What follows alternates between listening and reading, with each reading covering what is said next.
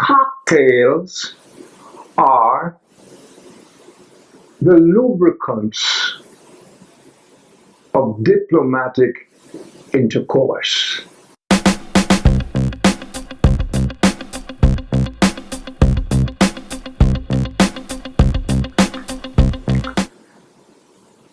The man who represents St. Lucians overseas, our face overseas, the man on whose presence we depend to bring money into the country, all that kind of foreign direct investment and all that stuff, the man who's supposed to bring money from Taiwan, who's supposed to bring money from Iran, who's supposed to impress all the Alba guys. You know, he dropped something on St. Lucians recently in Parliament of all places. He was explaining why he needed a lot of money for entertaining his friends overseas to make a good impression. And this is what he said. Cocktails are the lubricants of diplomatic intercourse. Cocktails are the lubricants of diplomatic intercourse. And of course, in Parliament, so everybody was banging the table, how clever that is. Well, I'm not sure if they were applauding him because he was so clever or because they figured they pulled another fast one on the taxpayer. In any event, the point is, when you break it down in simple English, it simply means that diplomatic talk is just a lot of rum talk. The kind of talk you hear in the cabaret, the kind of talk you hear at any rum shop, according to our Foreign Affairs Minister. Now, I'm not going to do that to you, but I'm going to give you a little food for thought, and you'll pardon me if I read it. When a true genius appears in the world, you may know him by this sign, that the dunces are in confederacy against him. Now, you're not likely to see too much of that right now because there ain't no geniuses around St. Lucia, but there are a load of dunces, including the voters. I was talking to someone just a while ago, and that someone was saying to me how fed up she, like so many others, are with local politicians. And I asked why. She says because they all lie.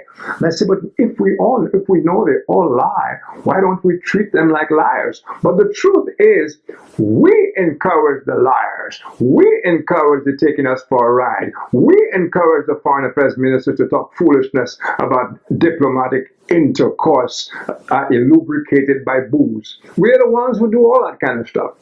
And I'll give you an example of that. Recently, there was a show on television, and the Prime Minister was invited to that, but I suppose he had good reason not to. The Prime Minister has a lot of good reasons these days not to be in St. Lucia. He ain't too popular around here.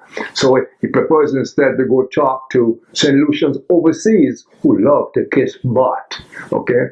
But that's what they go overseas for, because they never bring back anything from those trips. And they can lie to the people out there as much as they want, because usually it's members of the party, whether it's UWP or SLP, who show up to their smoke sound and dashing parties, you know. So, on this television show, there was Ernest Hilaire, who you must know by now, was the man, or is the man, tipped by many in the party to succeed Kenny Anthony. Big deal. He's also the guy on whom St. Lucia depends to bring European money, you know, European investments to St. Lucia, etc., etc. But the guy is here more often than he is over there. And on this particular evening, there he was sitting in for the Prime Minister. And on the other side, there was a young man called Claudius Prevel, who very often is on television. He's a consultant. They say he's a big guy. I don't know, because I never really listened to the party talk. I listened to Do You Make Sense or Not?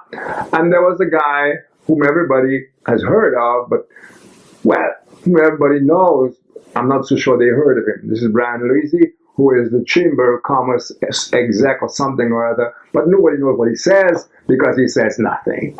Okay, so these three, and then there was, and everybody was a doctor this and doctor that, and of course there was a moderator. Naturally, the show began, and I was full of expectation. A lot of people decided that once they saw certain faces, they were pulling out, but not me. I'm a glutton for punishment. I sat there and I listened.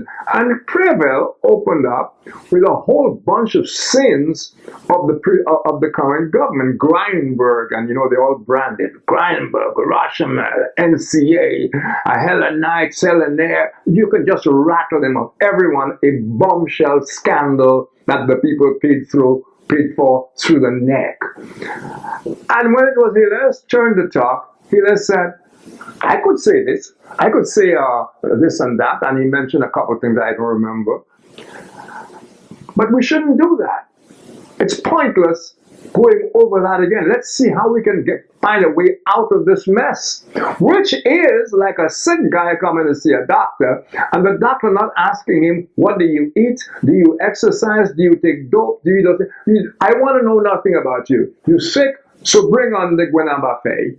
Bring it on. Okay? The reason I think it's a great idea that the politicians should exchange those things, Rochamel for this, for that, is because that way people realize that what they're electing to office are crooks.